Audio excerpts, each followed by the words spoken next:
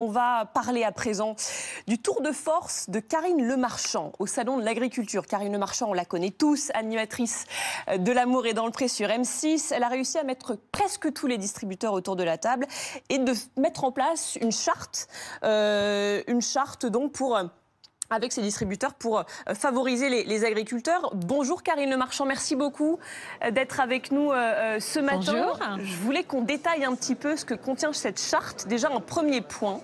Vous nous dites que les agriculteurs en difficulté pourront vendre directement leurs produits en grande surface. C'est le premier point sur lequel vous vous êtes mis d'accord avec les distributeurs aujourd'hui ? Oui, absolument, avec nos 5 partenaires, Auchan, Casino, Intermarché, Carrefour et Coopérative U. Les petits producteurs qui ont moins de 2 salariés hors saisonniers, qui transforment évidemment leurs produits, qui se déclarent en difficulté, vont pouvoir ouvrir la porte des magasins partenaires à moins de 100 km de chez eux, ça peut faire quand même pas mal de magasins, et vont pouvoir vendre leur production au prix que eux fixent, sans négociation, sans intermédiaire, payé sous 30 jours. Et il y aura une signalétique commune dans toute la France qui s'appelle « L'amour est tout près », de façon à ce que les consommateurs puissent reconnaître en fait les produits qui seront donc des produits locaux de saison et pouvoir aider en fait les agriculteurs en difficulté. Là-dessus, les distributeurs... Ça, c'est un des piliers. Là-dessus, les distributeurs ont été OK dès le départ ? Ou il y a eu des réticences ? Ah bah ça fait... En fait, on a... Non, pas du tout. Il n'y a pas eu de réticence. En fait, depuis le début, je les ai vus séparément et je leur ai dit qu'est-ce qu'on peut faire ensemble, concrètement, qui n'a jamais été fait pour aider les petits producteurs, la surproduction et aussi pour les filières d'avenir, pour essayer d'enrayer le fait qu'il y ait de moins en moins d'agriculteurs en France, en fait. Alors justement, comment est-ce qu'on fait ? Effectivement, un des piliers, c'est se projeter sur l'avenir. Comment on fait pour faire face à ce manque d'agriculteurs qui s'accentue avec les années ? En fait, on va créer un observatoire des filières d'avenir avec nos partenaires, mais aussi avec la Chambre d'agriculture, les jeunes agriculteurs, la FNSEA et déjà la région Sud s'est positionnée aussi pour nous accompagner. Et depuis la base, depuis les consommateurs, en fait, on va faire remonter les filières qui risquent d'être en pénurie ou les filières qui existent dans d'autres pays, mais pas encore chez nous, ou qui ne peuvent pas fournir assez de viande, de fruits à coque, de fruits rouges, etc. Et en fait, on va réimplanter ces filières, mais surtout, on va pouvoir contractualiser. C'est-à-dire que dans un an, quand on reviendra au Salon de l'Agriculture, avec nos partenaires, on va pouvoir dire, voilà, on a besoin de la filière pistache, on a besoin de tant de tonnes, et on est prêt, nous, à mettre sur la table des contrats de 3 à 5 ans avec toutes les personnes qui veulent se mettre à planter des pistachiers, par exemple. Vous parliez aussi de la problématique de la surproduction. Là-dessus, qu'est-ce qui a été décidé ? Alors là, la surproduction, je vais avoir besoin des médias, donc je vais avoir besoin de vous. Aujourd'hui, la situation, elle est claire. Il y a eu l'année dernière... Voilà. L'année dernière, il y a eu 6 épisodes de surproduction, la courgette, la tomate, il y a eu aussi l'échalote. Quand les prix s'écroulent, c'est qu'il y a une surproduction saisonnière et souvent, on est en danger parce qu'il peut y avoir aussi les pluies qui arrivent, etc. Donc pour les maraîchers qui font des denrées périssables, il y a urgence. Aujourd'hui, France Agrimaire alerte la distribution qui est tenue de vendre avec des marges réduites la surproduction. Mais les consommateurs sont même pas au courant. Donc ils voient dans un magasin une cagette de melons à 15 €. Ils n'ont pas forcément envie de melons ce jour-là et ils savent surtout pas que s'ils achètent ce melon, ils vont aider des agriculteurs français. Là, en fait, quand il y aura une alerte surproduction, on a besoin de tous les médias, télé, radio, PQR. On va faire une espèce de charte avec eux, aussi une signalétique commune. Et en fait, quand il y aura, par exemple, trop de melons, alerte sur production, eh ben, j'aurais besoin que vous, dans les météos, dans les JT, etc., vous disiez, voilà, allez dans vos hyper, allez acheter du melon français, on a besoin de vous. Et comme ça, en fait, les Français vont le savoir, ils vont pouvoir aller acheter le melon, on va pouvoir écouler la surproduction, mais surtout, comme il y aura une demande supérieure, on va pouvoir l'acheter plus cher. Alors que là, jusqu'à présent, ben, les agriculteurs, ils vendent à perte. Vous étiez perdants là-dessus. Quand on fait le point sur les distributeurs qui étaient présents autour de vous aujourd'hui, Carrefour, les Mousquetaires, Auchan, Casino, Coopérative U, ils étaient quasiment tous présents. Il manquait un des grands distributeurs, il manquait Michel-Édouard Leclerc. Bah, pourtant, écoutez, il était invité à participer, mais il n'a pas voulu nous rejoindre. Donc, je n'allais pas lui mettre un pistolet sur la tempe. Mais comment vous l'interprétez, vous? Bah, je l'interprète qu'il n'avait pas envie. C'est tout, ils n'avaient pas envie d'aider concrètement les petits producteurs. Qu'est-ce que vous voulez que je dise? J'ai pas d'autre explication. Hein. Vous réussissez en tout cas là où il y a beaucoup de ministres de l'Agriculture qui ont échoué. J'allais dire, est-ce que ça vous plaît de faire de la politique? Ça vous plairait de faire de la politique, Karine Le Marchand, future ministre de l'Agriculture? Je pense que si j'étais dans un bord politique, d'abord, je pourrais plus faire une ambition intime. Et ensuite, je pense que j'arriverais pas à faire tout ça si j'étais politisée. C'est parce que justement, je suis neutre et sincère qu'on me suit. Ça me permet aussi d'avoir des coups de gueule. Ça me permet de dire non, c'est pas assez, on peut faire plus, etc. Parce que j'ai pas d'intérêt, en fait. Merci beaucoup. Merci Karine Le Marchand. On est très content de vous avoir eu sur BFM TV, que vous ayez pu détailler moi aussi. ces je mesures. compte sur BFM pour suivre le projet. Hein.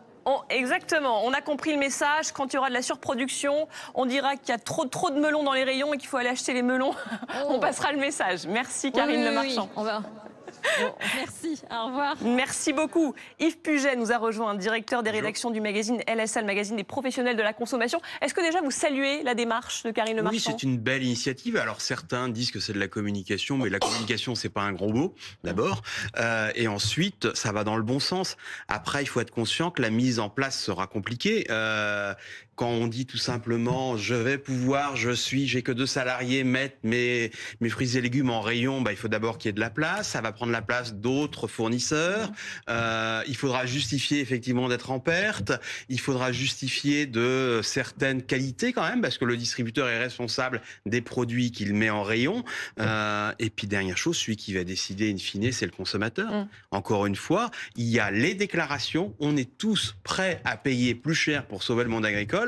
Mais encore une fois, les Français se précipitent sur les prix bas. Donc seront c'est ce que j'allais dire. Cet effort. Est-ce que vraiment les Français, alors les Français effectivement sur le papier, ils veulent aider les petits agriculteurs, mais dans les faits, ils achètent toujours moins cher et pas toujours français d'ailleurs. Non, dans les faits, le lait qui se vend le plus, c'est un lait équitable qui est, je ne sais plus la marque, mais qui a été créé par des producteurs si je peux me permettre, il le fait croire, c'est 3% de part de marché. En tout cas, personne ne contredit les chiffres qui sont donnés et qui ont l'air d'être... Je vous les contredis, c'est juste... Non, c'est de la très bonne communication, là, entre guillemets. C'est qui le patron, c'est 3% de part de marché. Le patron, exactement. Les 2 leaders ont 20% et les marques de distributeurs... Ça fonctionne bien.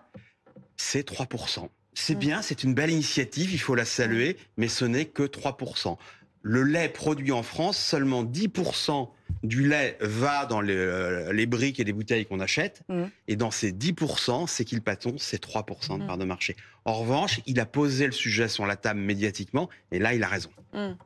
Non, mais ce qui est intéressant, je trouve, juste en 2 mots, ce qui est intéressant, c'est ce qu'a dit Karine Le Marchand. Si j'étais politique, je n'aurais peut-être c'est parce qu'elle n'est pas politique qu'elle arrive à tisser ce lien. Et là, elle met quand même le doigt sur quelque chose, c'est la complexité aujourd'hui dans laquelle se trouvent des politiques qui ne sont plus crues, dans lesquelles on n'a plus aucune confiance, à tort ou à raison, il ne s'agit pas d'ouvrir ce débat-là, et sur le fait que finalement, c'est vrai que Karine Le Marchand est arrivée avec sa sincérité, son envie de communiquer, qu'importe ce qu'il y a derrière. En tout cas, elle est arrivée avec une connaissance des personnes dont elle parlait, avec une vraie empathie pour le sujet, et les distributeurs se sont retrouvés dans une situation où ils n'ont pas voulu passer pour les gros méchants, parce que c'est ça qu'il y a derrière en réalité, c'est qu'ils n'ont pas voulu qu'elle puisse pointer leur manque d'empathie envers les agriculteurs, sauf un. Et c'est comme ça qu'elle y est arrivée. Et là, il y a peut-être quelque chose à travailler et à comprendre pour avancer sur plein d'autres sujets. Michel-Édouard Leclerc qui se justifie en disant qu'on l'aurait accusé de faire de la com. D'où son absence, voilà. Oui, c'est ce qu'on dit là, mais enfin en même temps, et c'est pas un gros mot, effectivement. Là où vous avez entièrement raison, il y a eu 28 lois sur les négociations commerciales depuis la Seconde Guerre mondiale. Il y a eu 5 lois ces 8 dernières années. Là, ce n'est pas une loi, et c'est ça qui est intéressant. J'ai envie de dire, c'est un code de bonne conduite. C'est pragmatique. Et c'est pour ça que c'est intéressant. Ça va pas sauver les agriculteurs, ça va les aider. Et ça les soutient. Et moralement, c'est important. Et moralement, ça les soutient. Mais c'est les fameuses, c'est le format des fameuses concertation qu'aime tant faire Emmanuel Macron. Et c'est là qu'on voit, donc je suis parfaitement d'accord avec vous et avec Karine Le Marchand, la faillite du politique sur ces questions-là, à cause des intérêts, à cause des discours politiciens, à cause de tout cela, à cause de l'électoralisme, à cause de toutes sortes de populisme ou autres. Vous savez ce qu'on dit? On dit le partisan œuvre pour son parti, le paysan œuvre pour son pays. C'est exactement ça qu'on est en train de voir aujourd'hui. Question sur une initiative. Tout ça, ça se déroule dans un contexte particulier. On sait qu'il y a des négociations assez tendues, comme chaque année, qui ont lieu entre les distributeurs et les industriels. Elles doivent être bouclées, ces négociations, avant le 1er mars. Ce sont ces négociations qui fixent les prix dans les rayons. Déjà, est-ce qu'on a la tendance? Est-ce qu'a priori... D'abord, les négociations sont compliquées et je pense qu'il y aura de toute façon... À la fin de l'année, on terminera avec une petite inflation, avec effectivement, encore une fois, la moyenne qui ne veut rien dire. C'est-à-dire vous allez avoir des marchés qui seront en déflation. On peut citer l'hygiène beauté, l'entretien, sans doute tout ce qui est pâte, parce que le blé est à la baisse. Mais si vous allez sur le jus d'orange, le cacao, le café, là, on aura des hausses. Vous avez vu cette proposition, si les distributeurs affichaient leur prix d'achat dans les rayons, et donc qu'on voit, qui nous permettrait de voir, en gros, la marge qui se font sur les produits? Alors, c'est une enseigne de surgelés qui ne fait que de la marque de distributeur. Donc, je peux le comprendre dans cette filière. Mais c'est un prix unique dans tous les magasins. C'est totalement impossible économiquement et dans la pratique dans une grande enseigne de distribution où les prix varient selon les magasins parce que les loyers ne sont pas les mêmes partout, les conditions de livraison ne sont pas les mêmes partout. Et j'ai envie de dire... Trop de transparence, on va rapidement au populisme. C'est un peu démagogue. Oui. L'excès de transparence. Ah, vous trouvez ça démagogue? Oui, c'est un peu démagogue. C'est vraiment, c'est un peu. Je trouve que c'est une sorte de dérive du name and shame, qui est vraiment de dire on va vous montrer tout la réalité, alors qu'effectivement la réalité elle est beaucoup plus complexe que ça, comme vous venez de le dire. Il y a beaucoup de facteurs et de paramètres qui entrent en jeu qui ne seront pas sur l'étiquette. Donc quelque part, je suis assez d'accord avec vous. Ça va vite glisser vers un populisme qui est pas forcément souhaitable. Merci.